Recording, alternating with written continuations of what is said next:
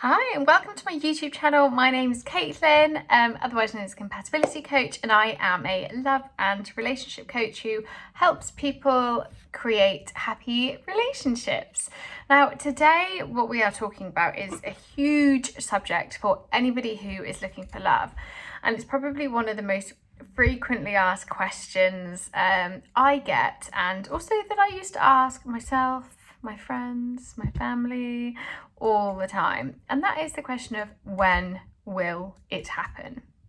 So if you're anything like my clients, it might feel like you've been swiping away for years. You've been patiently waiting and smiling whilst your friends meet people, get married, have kids. You know, you might have read all the books, listened to the podcast, maybe even done some courses.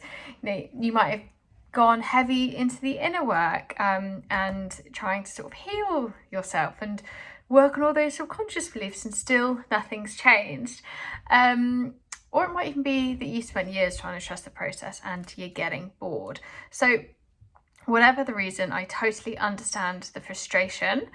And I think that no matter how strong your mindset, how much work you've done, I think when love feels even further away, it can be really, really disheartening, and it can take us right back to those questions, and those really limiting beliefs, such as there's something wrong with you, why you, will you be alone forever? Are you not lovable?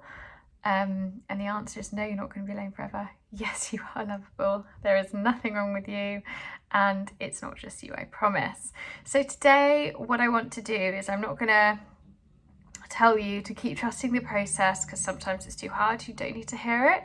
Actually, what we're going to do is talk through 5 ways that you can move through this and kind of manage any frustration or worry that comes up, so you can get yourself back on a more hopeful footing when you are ready. I absolutely get the kind of pressure that you can put on yourself and the frustration that you can feel if you've been trying to meet somebody and it hasn't happened. So yeah, let's dive into the 5 points, the 5 easy, workable things that you can do.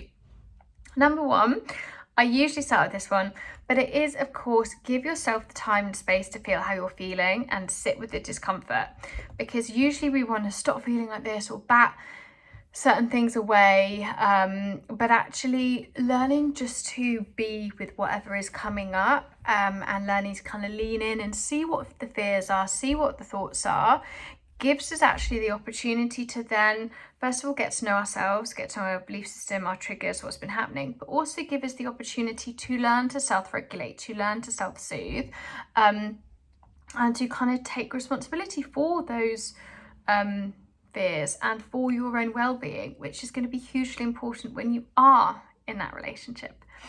Number 2 is vent to people you know who understand what you're going through and are perhaps in the same boat.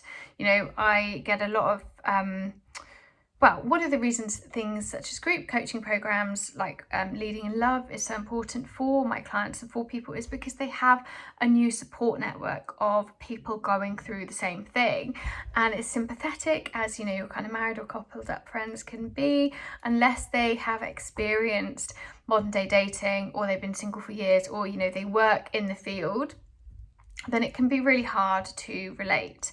So even if you don't have that support network yet, go and follow inspirational people on Instagram who are in that boat, who are talking about the same thing. And likewise, unfollow people who do bring up those thoughts, who do trigger you, who do kind of put you back in that space and heighten those worries. So number 1, feel what's going on, use it as a kind of practice in self-awareness and self-soothing.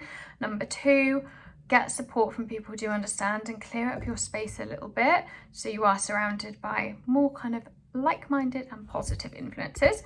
Number 3 is get off the dating apps.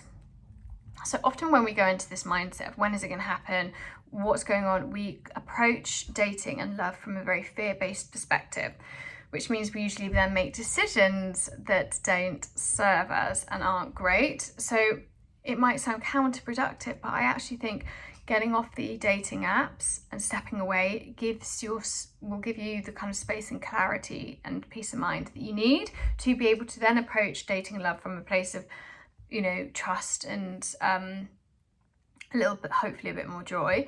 Because often if we're swiping out fear or disappointment or anger or resentment or whatever, it's going to hurt rather than help. So if your gut is telling you actually you need a break, give yourself that break. Getting off the dating apps for a month, 3 months, 6 months is not going to mean you miss your person.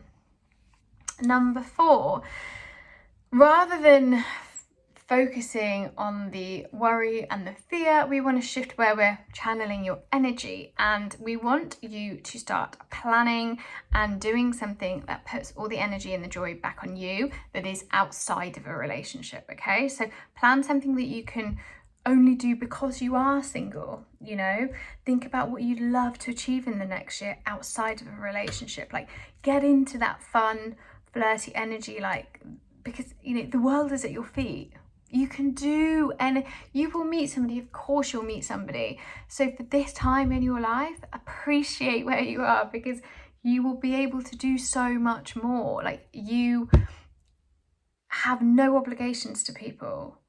You know, yes, of course you've got perhaps commitments and work, but you are solely your own person. So spend a bit of time getting excited for that. Like, plan amazing things.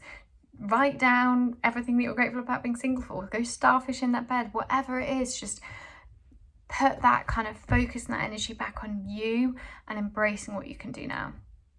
And number 5, the last one, when you're ready, get accountable and take some small or large positive steps within this area. So rather than,